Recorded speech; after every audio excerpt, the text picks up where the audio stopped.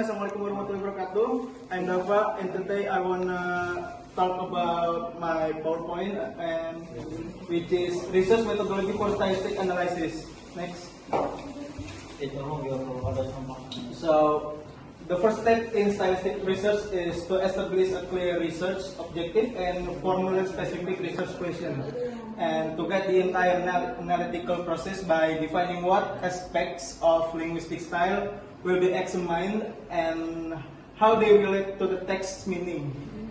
So, clear and focused research question ensure that the study proceeds systematically, remains relevant to the topics, and avoids unnecessary deviations from the main goal.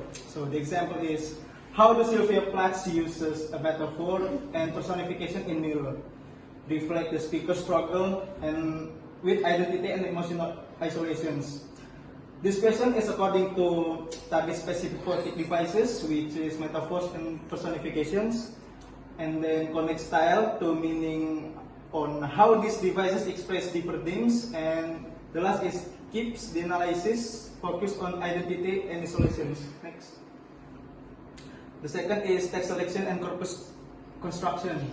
So this text involves selecting texts that align with the research objective.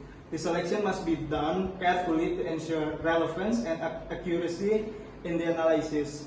In these studies using corpus-based approaches, the text must be digitized and organized into a corpus suitable for computational analysis.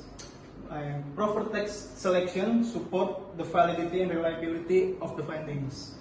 Example is Mirror, that explores self-perception and identity through reflection, showing how the speaker negotiates aging and truth. The second example is Lady Lazarus, that shows dramatizes rebirth and self-definition, presenting identity as something performed, resist, and reclaimed. Next.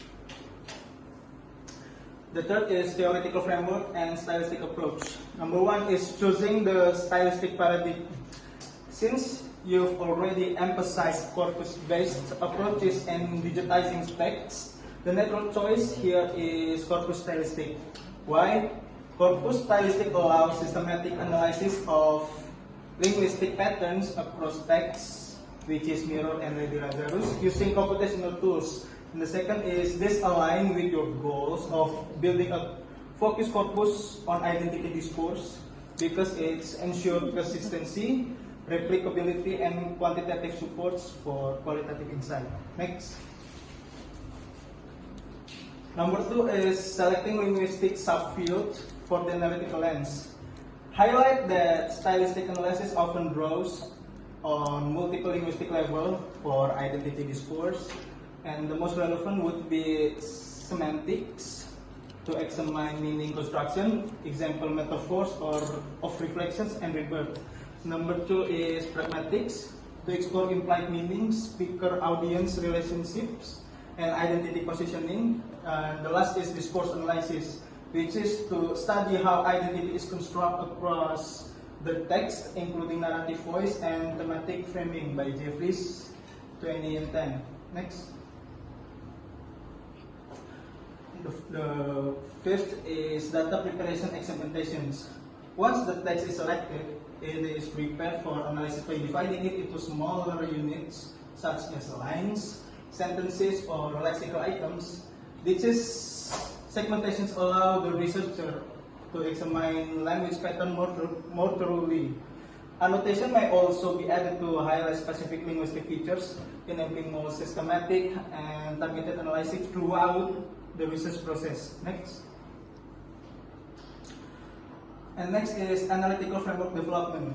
In this step, the researcher develops an analytical framework that outlines the stylistic features to be examined, such as metaphor, repetitions, collocations, and syntactic patterns. This framework acts as a guideline to ensure that the analysis is consistent, replicable, and methodologically sound. A well-defined framework strengthens the credibility of research findings. Next. Then the next is systematic analysis. The analytical framework is then applied systematically across the text. The researchers analyze linguistic phenomena both quantitatively by counting the frequency of features and quantitatively by interpreting their stylistic and communicative effects. This dual approach provides a comprehensive understanding of how language operates within the text. Next. So the next is triangulation and interpretation. After completing this analysis, the researcher triangulates quantitative and qualitative findings to enhance validity and reliability. The results are then interpreted in relation to the literary, cultural, or ideological context of the text. This interpretation reveals how stylistic choices contribute to themes, meanings, and aesthetic effect within the work. Next, and reporting. The findings are organized into a well-structured academic report, typically consisting of an introduction, literature review, methodology, results, discussions, and conclusions. The researcher includes textual evidence to support interpretation and strengthen the analysis. Clear and systematic reporting ensure that the research is easy for readers to follow and evaluate. Next. The next is ethical considerations and transparency. Then the final stage emphasizes maintaining transparency and ethical integrity throughout the research process. Researchers must explain their methodological decisions clearly and approach sensitive text with caution. Ethical awareness ensures that the researcher remain credible, honest, and academically responsible. Next. Oh, thank you. So that's all about my slide. I hope you can get the point from my slide. I'm Dava, I close. Good evening. Assalamualaikum warahmatullahi wabarakatuh.